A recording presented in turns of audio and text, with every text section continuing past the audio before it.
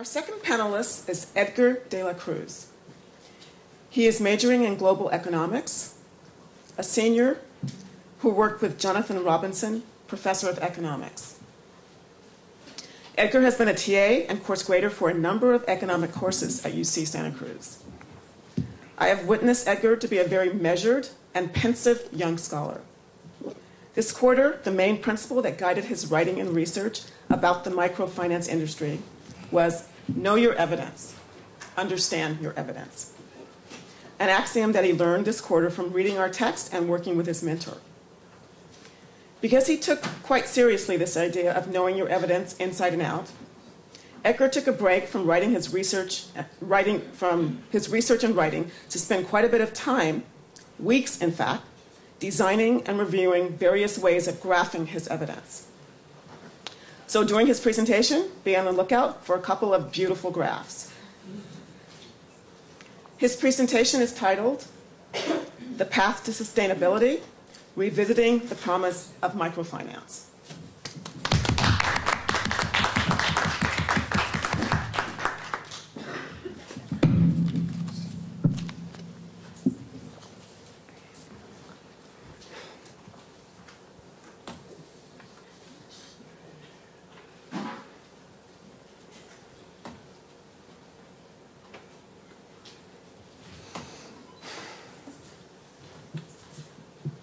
Are we good with the mic? Thank you, Robin, for that introduction, and thank you, everybody, for coming out to the second day of the colloquium. My presentation today is on the microfinance industry during the last decade. In particular, I will focus on the gains in financial self-sufficiency since Jonathan Murdoch's The Microfinance Promise, and the impact that the pursuit of sustainability has had on default rates and profitability. But before I get into Murdoch's paper, I will first define some terms that I will use throughout my presentation, the first of which being microfinance. So what is microfinance? Hopefully there are some people in the room that are acquainted with what microfinance is and does. But for those that are not, I will give a brief overview. In the simplest form, microfinance is loans and financial services that target the working poor.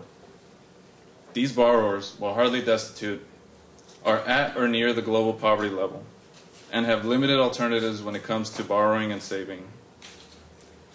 Most of these borrowers also have little to no employment opportunities in their respective country. So microfinance is seen as a way to finance self-employment and entrepreneurial projects. All right. There is a common misconception that microfinance is meant to alleviate all poverty, but this just isn't the case. An appropriate client of a microfinance institution must have some income-generating activity in order to be able to repay a loan. So microfinance is not meant to help truly impoverished households. Microfinance is socially motivated aid, but it is not charity. Now these next couple definitions are a bit dry, so I won't hold it against you if you zone out of it. Next we have sustainability. There are two general measures when it comes to sustainability: operational and financial self-sufficiency. But for the sake of this presentation, I will only focus on financial self-sufficiency. Financial self-sufficiency is how much revenue an institution is able to bring in over and above its financial expenses. A financial self-sufficiency level that is greater than 100% means that an institution is able to cover all of its expenses. Another way to think of financial self-sufficiency is as a measure of subsidy dependence. If an institution falls below the 100% level, they will need to rely on subsidies in order to cover that gap.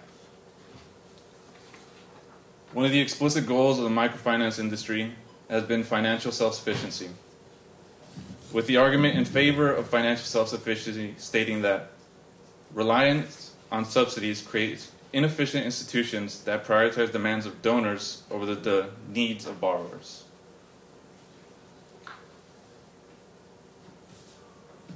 Next, we have measures of profitability. We have two measures of profitability: return on assets and return on equity.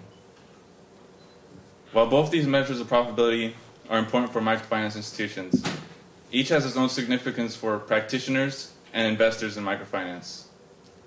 For microfinance practitioners, return on asset carries the most weight because it measures how profitable the loans of an institution are.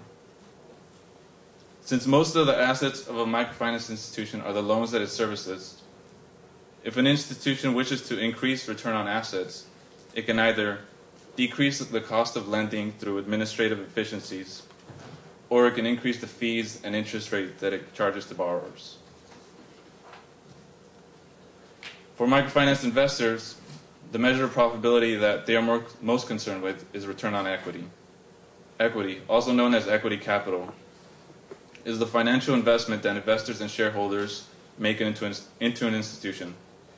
In exchange for their capital investment, most investors require some financial return. For comparison, the average return on equity for a firm in the S&P 500 has been around 10 to 15%. Of course, return on equity still depends on the actions of the institution that received the capital investment. In order to keep current investors and attract new investment, microfinance institutions need a high return on equity. In order to increase return on equity, microfinance institutions have two options. It can increase the return on assets for the loans it is currently servicing, or it can increase the number of loans on which it is able to generate an income by simply increasing lending.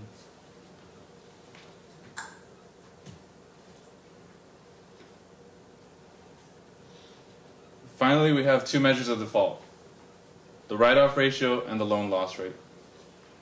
While both these measures are similar in that they measure how much a microfinance institution loses to default, the more accurate measure is the loan loss rate. The loan loss rate takes into account the total amount of a loan that was paid off before it was deemed unrecoverable, since most loans are partially paid off before they go into default. So now that we have some definitions down, I would like to go into Jonathan Murdoch's The Microfinance Promise.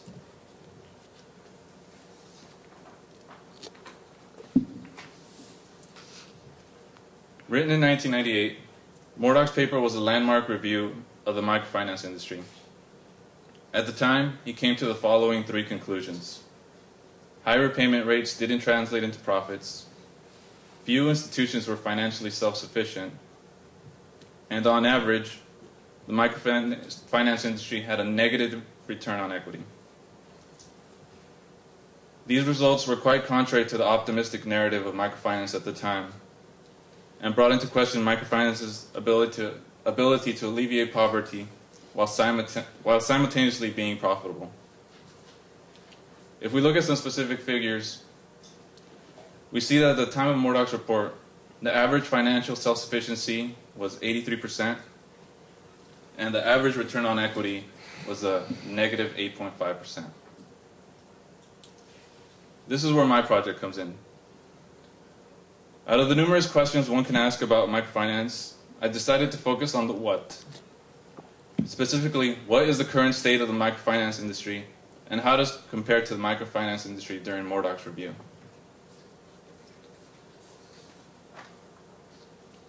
I obtained my data from the Microfinance Information Exchange, a nonprofit organization that collects and validates financial performance data on over 1,100 microfinance institutions. These institutions represent most of the developing world, and in my paper I further extend my industry-wide analysis by breaking down institutions into various specific subcategories like target group, current legal status, profit status, and sustainability status. And now for my results.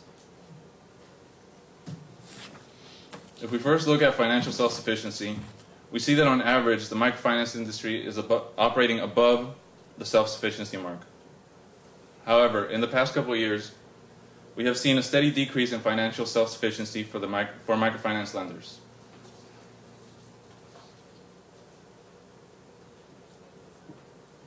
In terms of default, the industry is still operating under a 2% level of total outstanding loans.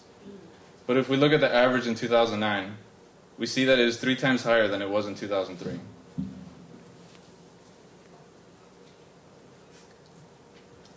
Finally, we have measures of profitability. We see that before 2006, the return on equity had risen significantly to since the negative 8.5 during Murdoch's review. However, after 2006, we see that return on equity has taken a considerable hit, bringing it almost back to negative levels. So to sum up my findings, we find that on average, the microfinance industry is financially self-sufficient. There has been a moderate rise in defaults, and the industry has seen a rise in return on equity since Murdoch's review. However, the rise in return on equity has been drastically wiped out in the past couple of years. So what are some implications of these results? Well, if we take another look at the drop in equity since 2006, and recall the two ways that an institution is able to increase return on equity, then we see that the microfinance industry has been backed into a sort of financial corner. The quote-unquote safest option when it comes to increasing returns on equity is increasing returns on assets. But looking at this chart, we see that along with the drop in return on equity, return on assets have also seen a sustained decrease. Therefore, microfinance institutions will be under immense pressure to increase return on equity via their only remaining alternative, increased lending. However, if we learned anything from the American subprime crisis in 2008 and 2009, it is that when lending institutions lower their traditionally stringent lending requirements in order to expand lending and please investors with higher returns on equity, the borrowers are the ones that end up losing. It is my hope that the microfinance industry does not choose to go down this route. But we have already seen instances of this occurring in places like Andhra Pradesh in India, where loan loss rates have already risen to over 90%, and a rash of borrower suicides have permanently tarred the industry. In Andhra Pradesh, the need to please borrowers has had deadly consequences for borrowers. But I also hope that the misdeeds of a few borrowers don't turn off investors to the potential of working poor borrowers. Like I mentioned in my introduction, these borrowers have limited alternatives when it comes to borrowing and saving, so losing microfinance could be a devastating blow for borrowers around the world. And to conclude my presentation, I would like to thank my faculty mentor, Jonathan Robinson, all of the EOP staff, students, and instructors, and my FMP cohort.